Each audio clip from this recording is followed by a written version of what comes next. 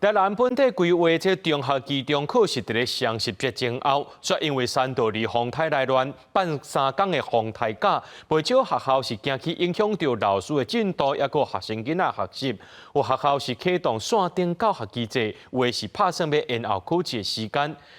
台南市教育局就表示讲，有授权给学校家己去做调整期中考。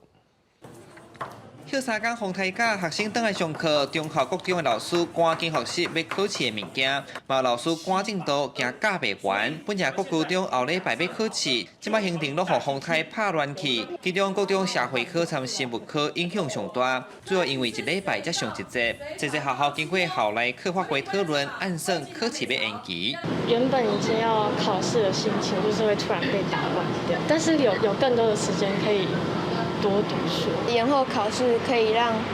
我们不会那么紧张。来看全台各中学生人数上济，复兴各中学校顶礼拜就甲考卷拢款好势，无延误风台来，校方只好调整政策。进度的部分吼，然后超出这个范围的部分吼，阮会做送分的一个也是用一个调整分数吼，调整配分的这个